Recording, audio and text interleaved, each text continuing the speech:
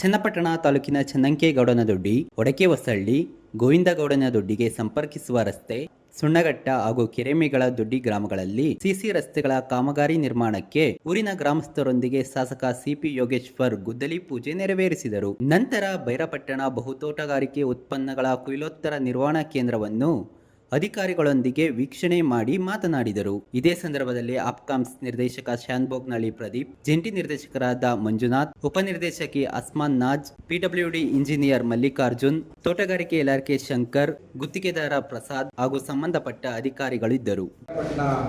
ಗ್ರಾಮದಲ್ಲಿ ಹೊಂದ್ಕೊಂಡಿರ್ತಕ್ಕಂಥ ತೋಟಗಾರಿಕೆ ಪ್ರದೇಶದಲ್ಲಿ ಇವತ್ತು ಬೈರಪಟ್ಟಣ ಬಹು ತೋಟಗಾರಿಕೆ ಉತ್ಪನ್ನಗಳ ಕೊಯ್ಲೋತ್ತರ ನಿರ್ವಹಣಾ ಕೇಂದ್ರ ಅಂದರೆ ರೈತ ಬೆಳೆದ ಮೇಲೆ ಅದನ್ನು ತಂದು ವ್ಯಾಲ್ಯೂ ಆ್ಯಡೆಡ್ ಮಾಡಲಿಕ್ಕೆ ಒಂದು ಫೆಸಿಲಿಟಿನ ಸರ್ಕಾರದಿಂದ ಇವತ್ತು ಕ್ರಿಯೇಟ್ ಮಾಡಿದ್ದೀವಿ. ಅದರ ಉದ್ಘಾಟನೆ ಪ್ರಾರಂಭ ಆದಷ್ಟು ಬೇಗ ಈ ತಿಂಗಳಲ್ಲೇ ಮಾಡ್ತಕ್ಕಂಥ ಪ್ರಯತ್ನ ಮಾಡ್ತೀವಿ. ನಮ್ಮ ಜಿಲ್ಲಾ ಮಂತ್ರಿಗಳು, ನಮ್ಮ DCM ಸಾಹೇಬರು ಮತ್ತು ತೋಟಗಾರಿಕಾ ಸಚಿವರು ಅವರ ಮೊದಲ ಚುನಾವಣೆಯಲ್ಲಿ ಬ್ಯುಸಿ ಇದ್ದರು. ಅವ್ರಿಗೂ ಕೂಡ ಡೇಟ್ ತಗೊಂಡು ಈ ತಿಂಗಳನ್ನೇ ಇದನ್ನು ಸಾರ್ವಜನಿಕ ಬಳಕೆಗೆ ಬರುವ ರೀತಿ ಮಾಡಬೇಕು ಅಂತೇಳಿ ಅಧಿಕಾರಿಗಳ ಸಭೆ ಕರೆದು ಮಾಧ್ಯಮದ ಮುಖಾಂತರ ಜಿಲ್ಲೆಯ ಜನತೆಗೆ ತಿಳಿಸಬೇಕು ಅಂತೇಳಿ ನಾವು ಇವತ್ತು ನಿಮ್ಮನ್ನೆಲ್ಲ ಕರೆದಿದ್ದೀವಿ. ಸುಮಾರು ಎಷ್ಟು ಎಕರೆ ಜಾಗ ಮೇಡಮ್ ಇದು? 4 ಎಕರೆ ಜಾಗ, 10 ಕೋಟಿ ರೂಪಾಯಿ ವೆಚ್ಚದಲ್ಲಿ ಕಟ್ಟಡ ಮತ್ತು ಎಕ್ವಿಪ್ಮೆಂಟ್ಗಳು ಏನೇನೋ ಸಂಬಂಧಪಟ್ಟಂಥ ಎಕ್ವಿಪ್ಮೆಂಟ್ಗಳನ್ನೆಲ್ಲ ಇನ್ಸ್ಟಾಲ್ ಮಾಡಿ ಎಲ್ಲ ರೆಡಿ ಇದೆ. ನಾಳೆಯಿಂದನೇ ಕಾರ್ಯ ನಿರ್ವಹಣೆ ಮಾಡಲಿಕ್ಕೆ ಎಲ್ಲ ವ್ಯವಸ್ಥಿತವಾಗಿ ಮಾಡ್ಕೊಂಡಿದ್ದೀವಿ. ಇವತ್ತು ಮೇಡಮ್ ನೀವು ಹೇಳಿ, ಅವರೇ ಯಾರು ಹೇಳ್ತೀರಿ ಹೇಳಿ. ನಮ್ಮ ಇದಕ್ಕೆ ನೀವು ಬಂದು ಮಂಜುನಾಥ್, ಜಂಟಿ ನಿರ್ದೇಶಕರು, ತೋಟಗಾರಿಕೆ ಇಲಾಖೆ ಜಂಟಿ ನಿರ್ದೇಶಕರು, ಮ್ಯಾಂಗೋ ತೋಟಗಾರಿಕೆ ಉಪನಿರ್ದೇಶಕರು, ಮಾವು ಅಭಿವೃದ್ಧಿ ಮಂಡಳಿ ತೋಟಗಾರಿಕೆ ಉಪನಿರ್ದೇಶಕರು. ನೀವೇನು ನೋಡ್ಕೊಳ್ಳೋರು ಈಗ ನಮ್ಮ ತಾಲೂಕಿನ ಇದನ್ನು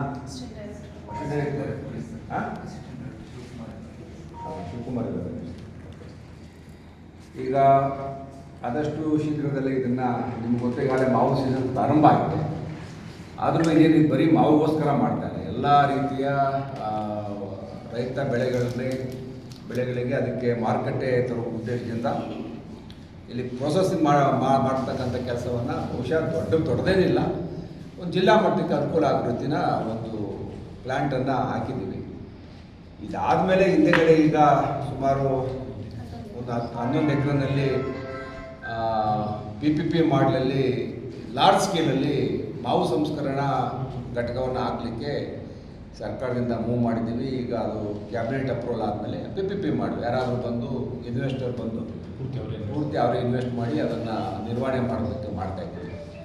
ಇದು ಸರ್ಕಾರ ಕಟ್ಟಿಕೊಟ್ಟಿದೆ, ಎಲ್ಲ ಪೂರ್ತಿ ಸರ್ಕಾರದ ಹಣದಲ್ಲಾಗಿದೆ. ಈಗ ಇದು ಇವ್ರು ನಿರ್ವಹಣೆ ಮಾಡೋದಿಲ್ಲ, ಇದನ್ನು ಟೆಂಡರ್ ಕರೆದಿದ್ದಾರೆ.